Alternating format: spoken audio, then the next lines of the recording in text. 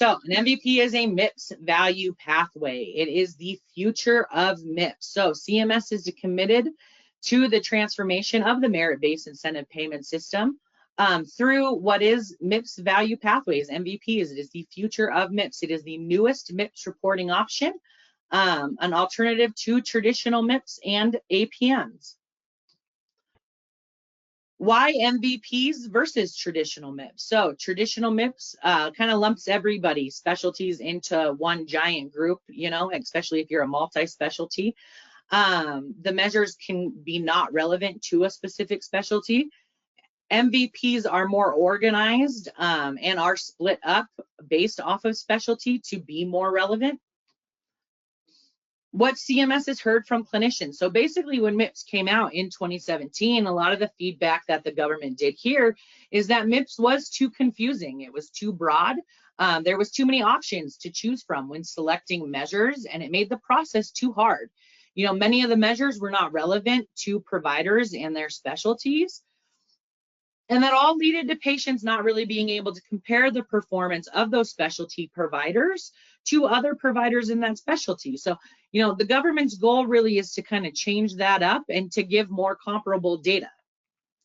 So there is an MVP timeline. You know, traditional MIPS has stood since 2017. Now, MIPS Value Pathways did kick off in 2023 voluntarily. There was about 5 MVPs that came out. None of which involved your specialty, right? That's kind of where you guys come into play this year. It was proposed for 2025. It has now officially been finalized. So we will break down what that is. Now, the requirement is that everybody was supposed to be in an MVP moving forward in 2026. We are sure that there's going to be some leniency on that with some pushback. MIPS, traditional MIPS, as it has been slated, will be retired here in the coming years. They have originally it was supposed to be 2028, but they are pushing that year back. But basically, kind of the moral of that story is they are moving to MVPs. This will be the route that we go moving forward. So we are going to want to make sure that we get everybody up and running into MVPs as soon as we can. So there were 6 proposed MVPs for the 2025 timeline, again proposed, but with the final rule coming out today, those 6 have been finalized. The one that we're going to go ahead and take a look at today is the complete ophthalmic care, and we will do a deep dive into that specific MVP. Now, again, Christy did an webinar the hour before this one on the dermatological care and the surgical care for both plastics and dermatology. That webinar link will be produced here in the next week. So if you did miss that webinar, just know it is recorded and you will be given access to it, just like you'll be given access to this one. So there are different layers when it comes into MVPs. It is not just a 4-category breakdown like traditional MIPS was. So there is cost, quality, and improvement activities. They sit on the foundation level, that is promoting interoperability and some population health measures. So your quality category, instead of having 6 measures, you will now select 4 measures. One of them does need to be an outcome measure off of the MVP list. Improvement activities. One of the things that was also proposed in the 2025 rule is that they were going to remove the high and the medium weighted off of improvement activities, which that did get finalized. So now, as a large practice, you only need 2 improvement activities. And as a small practice, anything underneath 15 providers, you will only need 1 improvement activity. And the medium and high weighteds no longer matter. And then cost, which is calculated by CMS, of course, also sits within that same layer. So that scoring though in MVPs on cost is very similar to the way that traditional MIPS is scored today. So not a whole lot of changes within that. So we'll go ahead, we'll talk a little bit about that foundational level. So the population health measures, there are 2 population health measures. We get into them more in the following slides. And then promoting interoperability. There is still the same small practice reweight, again, for any practice underneath 15 providers. You're going to submit the same measures that, to be honest, you have submitted for the past few years. You'll submit your EHR CHERT ID, your security risk assessment, the SAFER guides, and then, of course, you will attest to information blocking, and the ONC direct review. Nothing out of the ordinary or that you aren't already used to or attesting to today. Now, we will launch another poll question. What is your primary goal of participating into the MIPS program? You know, is it just to maximize your reimbursement? Are you looking to improve your patient care? Do you just want to meet regulatory requirements? You know, you have to do it, so you are doing it, or do you have another reason? I'll go ahead, I'll give you guys a little while to answer that question.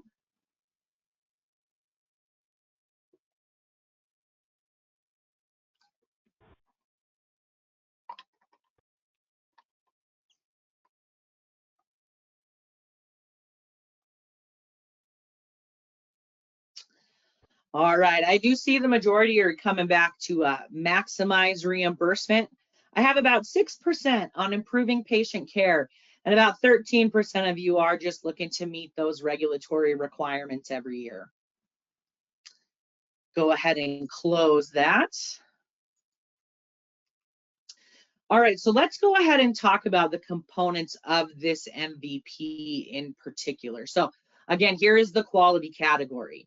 And we are looking to select just 4 measures. Again, one of them does have to be a high priority or an outcome measure.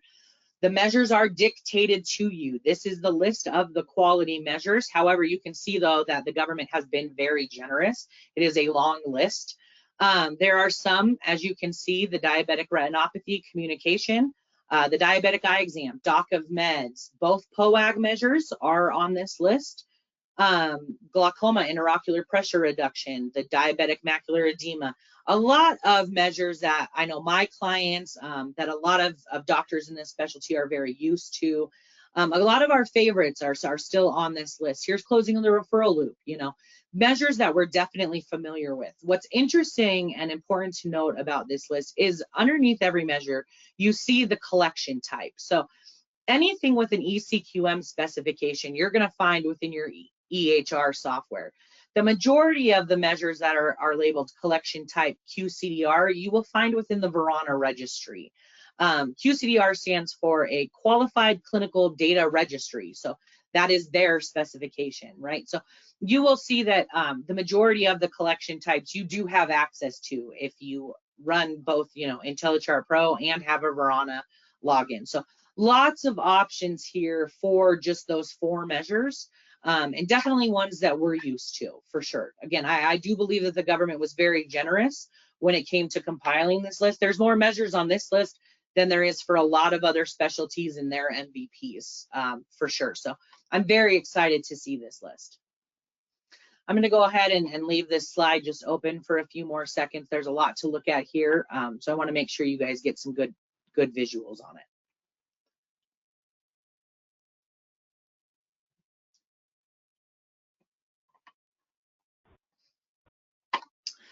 All righty, so next up, oh, and actually just a quick reminder, this is the measures that come innately into your IntelliChart Pro system. These are the ones that we already have access to. So right, so there's closing the referral loop, doc of meds, the diabetes eye exam, cataract 2040, tobacco, both the diabetic retinopathy and the POAG optic nerve. All of those measures you saw on the previous screen as options for the MVP. Now, next come improvement activities. Again, you know, you no longer have to wade into a pool of what is 106 improvement activities. They have decided you get to choose from this specific list. You know, the thing about improvement activities is since there is so many of them, they can be overwhelming. So I think in a way it is nice that they tell you which one that you get to choose from. Now, what's interesting that you'll see from this list is you can tell here at the bottom, this use of QCDR data for ongoing practice assessment and improvements. A lot of that is just being integrated with your registry and using that registry data to improve patient care within your facility. You know, there's also a practice-wide quality improvement for being in a MIPS value pathway. Just as a reminder, again, as you see these medium and high weighteds, that has been removed as of that final rule today that came out. So you do not need to pay attention to those high and medium weights, but you will need to pick one of these improvement activities off of this list. Just want to point it out also is the drug cost transparency and regular access to a patient experience survey and following up on those findings. So again, good options here to choose from also. Large practice does need 2 improvement activities. A small practice just needs 1. Again, a small practice is anything underneath 15 providers, just as a reminder. So then next comes promoting interoperability. So the population health measures is really going to be the new thing on this slide. You'll notice everything that's underneath the promoting interoperability column is everything that you have been attesting to today. There's not a new objective there or a new requirement there that you aren't used to or that you haven't seen prior to 2025. What is interesting about those population health measures is basically those are calculated based off of administrative claims. If your practice does hit the minimum population threshold for one of those measures, they will put it towards your cost category. So it will act as a 5th quality measure, and that is where it will come into play towards your score. So just know that is how those population health measures are calculated. And again, if you are a small practice, you can count on that same automatic reweight of the promoting interoperability category that you have been used to since, you know, that you've had the same these last few years. Sorry, for whatever reason, it took me a second to get that out. So that is the same promoting interoperability that you have been looking at for the last few years. Again, this is your promoting interoperability report sitting inside of your IntelliChart Pro software. You would run it very similar to the way that you do today. Next would then come the cost category. So the cost category, the cost measure that they are going to lock you into if you do this MVP is going to be that routine cataract removal measure that you are all being held accountable to today. That is the dropping of that 66984 code. They're going to look at then anything 60 days prior to the dropping of that code, and then 90 days after. They consider the dropping of that code the trigger event, right? That is what they label that as. And then it is a 150-day episode in its entirety. So that will be the cost measure for that MVP. It is the only cost measure. So if you're currently being held to 2 or 3 or whatnot, they will only hold you accountable to that one. So, and nothing different for that measure for the MVP. It is the same cost measure it's written the same as the cataract cost measure in traditional MIPS today. So nothing different there. Next comes the MVP registration timeline. Now, this is the 2024 timeline because they haven't put out, a new 2025 one, but it will match, right? So you do have to register if you want to do an MVP. So you do that also on the QPP website, which we'll talk a little bit more here in the coming slides. But to do that, the registration will open on what is April 1st of 2025. You have to tell the government that you do plan on doing an MVP. Now, if you plan on doing an MVP with a CAP survey, you do have to, your registration needs to be complete before July 1st. However, if you do not plan to do the CAP survey, then you have until December 2nd at what will be 8 p.m. Eastern of 2025 to register for that MVP. So you do have time to make the decision throughout the year as to whether or not you want to attest to the MVP or not. Now, you will have to register, again, like I said, for your MVP on the QPP portal, and they do make it actually pretty easy. However, though, if you go to register and everything is grayed out, it means you don't have the proper permission. To be able to register for a MVP, you have to be a security official for the practice. So if you log in and the registration on the left-hand side is all grayed out, that actually means that you are just a staff user. So you're going to need to either up your permissions on the QPP website, or you'll need to reach out to them to figure out who the security official is for your practice, so that you can either become that security official or request that access from them. Either way, the help desk phone number is always on the bottom of that website. They are really helpful, but just so you know, you do have to be a security official in that website to register. But this did come up in the last webinar a couple of times. I want to make sure that we're really clear on that. You do have to pre-register on the QPP website if you do plan on doing an MVP for that performance year. Okay, so make a mental note of that. It does need to be done if that is your plan. So now the benefits of using an MVP versus traditional MIPS. You know, why would we want to go this route versus the route that we've always done? It would better prepare you for what's coming in the future. You know, we've all kind of been around. If you've done this long enough, you know that we started with PQRS and then we went into meaningful use. Then we started with MIPS and now we're going to go MIPS Value Pathways. If the government likes to do anything, they like to change it. So this will better prepare you for what's coming in the future. Eventually this will be mandatory. We might as well just kind of get a handle on it now. The government has said that they will incentivize this. Now, I will go ahead and say we probably shouldn't hang our hat on that. We haven't seen that scoring, nor do we know what that incentive money would look like, but they have said it, you know, so we'll go ahead, we'll put it in here. It is specialty specific, so, you know, they do say it should be easier for you. It should ease some of the reporting burden, and there are less measures to choose from and less reporting to do. So it really should hopefully take some of those burdens of reporting MIPS off of the practice. So always a good thing when we can do that. Now, can we report traditional MIPS and MVPs? That answer is yes. You know, if you plan on submitting data for both an MVP and traditional MIPS, do I have to submit my data twice? Yes, that answer is also yes. You will have to submit your data in two separate forms. You will submit your data kind of historically as you always have for traditional MIPS, and then there will probably be a new portal for MVPs, probably both in the same website, but you will need to submit two different sets of data. However, then this third and final question, which is really kind of the awesome answer, if you submit data via multiple reporting options, will you get multiple final scores? No, they will just take whichever score is higher, and that will be your score for the year. So the higher of the two scores will always win, but you do have the option to dual submit. So, you know, I know that change can always be scary and new. So if you do choose to do this option, you're not just locked in and stuck, right? You can do both options. You will always have traditional MIPS as kind of your safety net, if you will. And you will definitely be able to then choose. Well, the government will just give you whatever score is higher at the end of the year and base your reimbursement off of that. So you can definitely use traditional MIPS as your safety net going forward. So performance feedback, no need for any confusion here. That performance feedback is going to map that same and match the same timeline as your traditional MIPS feedback today. So you get your preliminary feedback in June. They say it's June, but even this year they made it by the skin of their chinny chin chin. I think they got it in on the last day of June.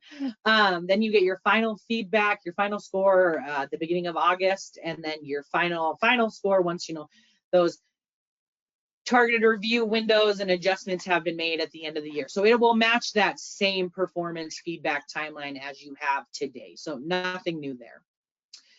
Now, how do I stay on top of changes with the QPP program? So you can sign up to receive those CMS email updates, those CMS listservs. You can do that from the QPP website. You can attend trainings just like this, webinars, and we have an entire webinar series for you. There will be one next month on that final rule that just came out today. You can confirm that you have a subscription to that Next Tech Compliance Corner, our regulatory newsletter. You can always ask for help or hire a MIPS consultant here at Next Tech.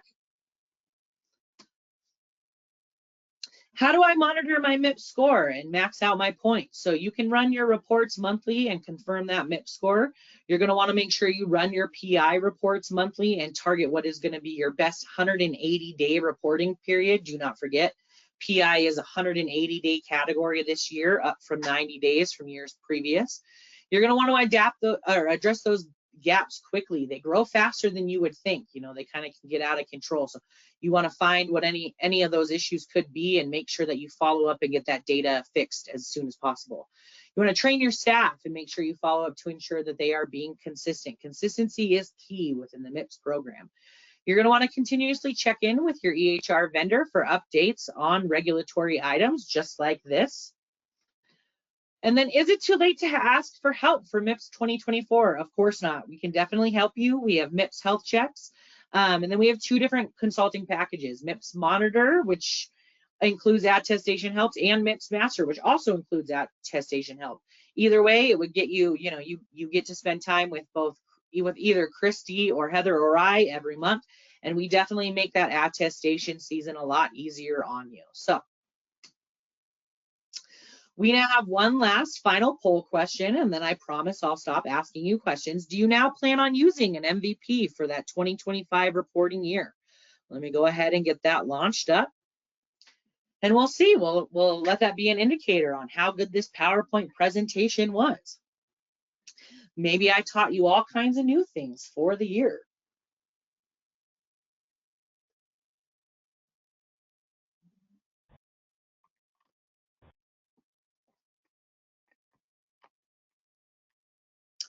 Ooh, guys, I like it. I currently have about 67% of you clock it in with a yes.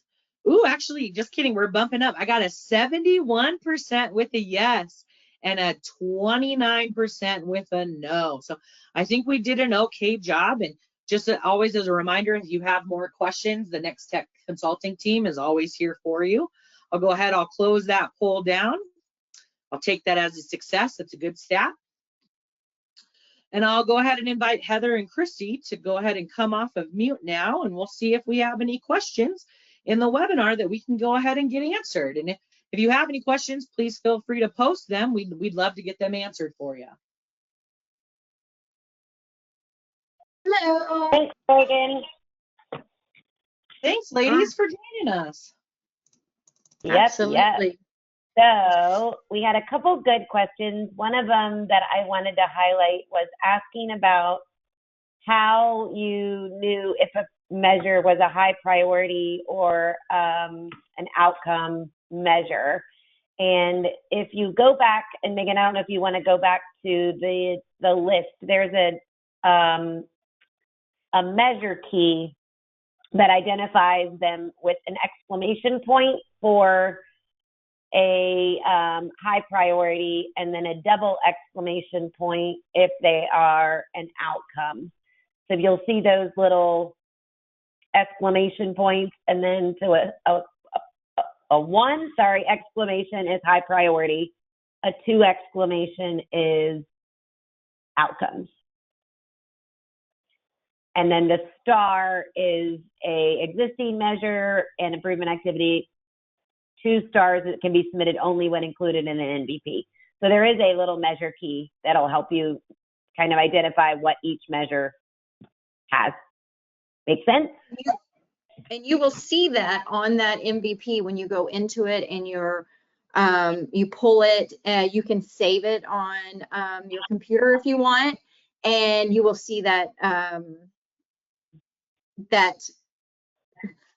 whatever, I can't even think of what the name is, yeah, but the measure key. Yeah, like the measure key. I was trying to think of that. So the measure key will be there. So you don't have to remember all that right now. It will be, the measure key will be listed on that MVP. Perfect. All right. And then I do see a question about the PI reports taking quite a few more than just the 24 hours to export. So I will get an update on that for you, Stephanie. I do not know. I know we've had a couple tickets in on that. So I'm going to just kind of put this as a priority, and we will get you feedback on that. But thanks for giving us that feedback. Yep. And then I have one here, Heather, that says, this is my first year on Next Tech. Welcome. And they're asking if we are saying we can attest directly through Next Tech and not through Verana, as in those are 2 different types of reporting methods. So that is correct. There are, that's 2 different types of reporting methods. ECQMs and MIPS CQMs or QCDR measures are within Verana. So ECQMs are within the software. Megan, if you'll go to that slide where you had those measures that were within the software. Oh, that's just my next one. This one. So here is the measures within the software. These are the measures that are reportable within NextTech, and you can use these within the software and do a dual submission of your submission type. So you could use a little bit here or all measures if you wanted to go this way, or you could use a little bit from Verana and out of the software. And if you notice at the bottom here, it says QRDA settings, and then it says enable the QRDA category 3. So the submission requirement, if you're going to report directly from your electronic health record, is that this file would be created, downloaded with zero manipulation, and then uploaded into the QPP website. So that's how an ECQM submission is monitored and managed so it meets the CMS requirements. And not all measures, if you go back up, Megan, to your previous screen, if you notice underneath each measure, it tells us what type of specifications or reporting types are available. So not every measure can be an ECQM, not every measure can be a QCDR, and not every measure can be a MIPS CQM. So if you notice, it tells you under each one collection type, and then you have the option as a practice. Then this is kind of going to depend on, one, what EMR are you using, and what ECQMs has that, you know, in that list you see is the ones that our NextTech EMR has. And then the QCDRs is going to be the registry you work with, in the case here is the IRIS registry. So you'll notice all of those measures, you can only report utilizing the registry. So lots of options. It's just good to understand that you have both of those submission options with each of those entities.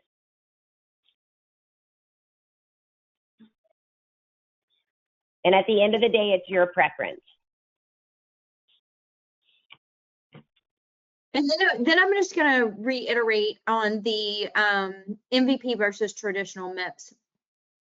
4 quality measures, including one high priority or outcome measure. So you're even with traditional MIPS, you're always selecting more than 6 measures. So you want to track enough measures in case something happens with a measure that maybe the documentation isn't being done right. Maybe the provider and the staff doesn't understand the measure much, and then you get to the end and your points, your benchmark for that measure isn't great. So still do the same thing when you're doing MVP, so that you have options of what to use so you can get that higher score. And then also, if it's new or you don't feel as comfortable with the MVP, as Megan was saying, traditional MIPS is going to sunset. It is going to go away. So don't wait till the last minute. Prepare yourself for these MVPs that are coming out. Get familiar with them, and do both. Do MVP reporting and traditional MIPS reporting, because all the measures are there for you, or you're tracking them anyway. So it's not really additional work except for at attestation. You're just submitting 2 ways. So just keep that in mind when you're doing this, and then that way at the end you get the best of the scores. Correct. And I think one of the things that I think will be interesting in a difference is the cost category. As the cost category in MVP will only include the one cataract cost measure, it won't pull in any of the total per capitas or additional measures. It's just scored on the one that's associated to the MVP, where in traditional MIPS, you're kind of getting pulled in onto any measures that apply. So just something else that's interesting that could make some changes for those practices that might have nurse practitioners or PAs and are getting a score in that total per capita.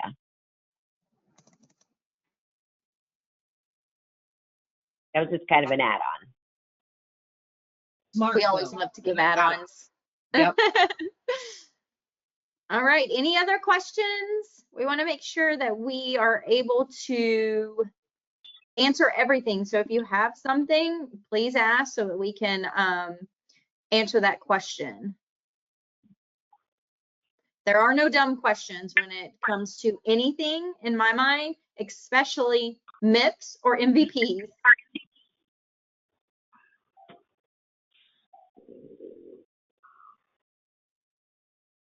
Thank you, Thomas.